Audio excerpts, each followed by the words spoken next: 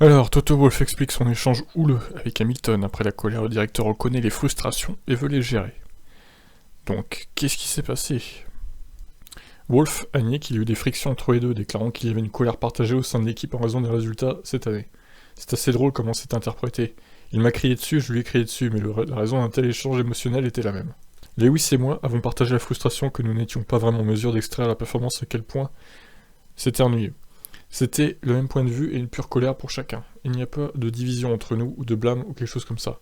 Il y a de la pression dans le système, mais je dirais la pression nécessaire pour bien faire les choses.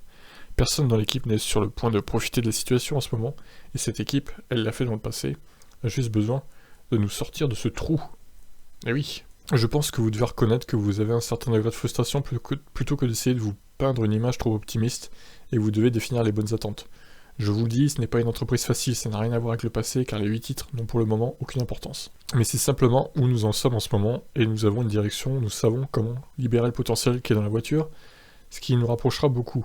Mais pour le moment, nous n'avons pas la clé pour aller dans cette direction. Nous devons donc simplement prendre du recul et nous fier à la science et à la physique avant de sombrer dans une sorte d'élan négatif. Lorsqu'on lui demande si une mauvaise situation qui dure pourrait avoir raison de son implication, Lewis a eu cette question, donc je savais qu'elle ne tarderait pas à m'arriver aussi. Mais pas de problème du tout, mes épaules sont assez larges pour ça. Je suis copropriétaire de cette équipe, donc je vais nulle part. Il faut aussi accepter les critiques, et je me remets toujours en question avant tout le monde.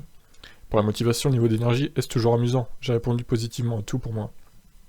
Si un jour ce n'était plus le cas, je serais le premier à l'admettre et à passer le relais à quelqu'un d'autre, qui peut courir plus vite. Mais j'apprécie ça. J'apprécie le défi de remonter la pente. Voyons maintenant si nous pouvons le faire. Wolff dit qu'il est naturel qu'après tant de succès, les équipes de F1 aient tendance à relâcher l'accélérateur et à se retrouver dans une baisse de performance. Avec nos 8 titres, nous avons déjà poussé le niveau très loin. En tant qu'être humain, nous devons nous regarder et nous demander si nous n'avons plus aussi faim. Je ne vois pas ça. Néanmoins, nous devons être sur nos gardes. Y a-t-il quelqu'un qui n'a pas le même niveau d'énergie ou la même motivation, ne plus avoir le même plaisir au travail? Je pose ces questions sans pitié à mes collaborateurs. Ouais, c'est un peu des phrases bateau, hein, tout ça. Honnêtement, on attend des résultats, on n'attend pas des belles phrases. Hein. Bon, je finis quand même. Il n'y a pas du tout de vache sacrée chez nous. Si nous sommes d'avis que cela ne nous mène à nulle part, cette décision sera prise dans les prochains mois. Alors, à un moment donné, nous devons dire à quel moment avons-nous une voiture qui a fonctionné et pourquoi l'a-t-elle fait. Nous allons ensuite nous développer à partir de là, essayer de résoudre ces problèmes.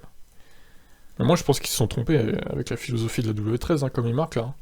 Il n'y a pas de secret, hein. La voiture elle marche pas, quoi qu'il fasse, donc alors, on va peut-être attendre Barcelone, parce qu'il paraît qu'il y a des grosses évos qui arrivent à Barcelone, mais si les problèmes sont toujours là, je pense que c'est foutu cette saison. Voilà donc pour la grosse déclaration de Wolff. Qu'est-ce que vous en pensez de ses propos à Toto Wolff? Ciao ciao.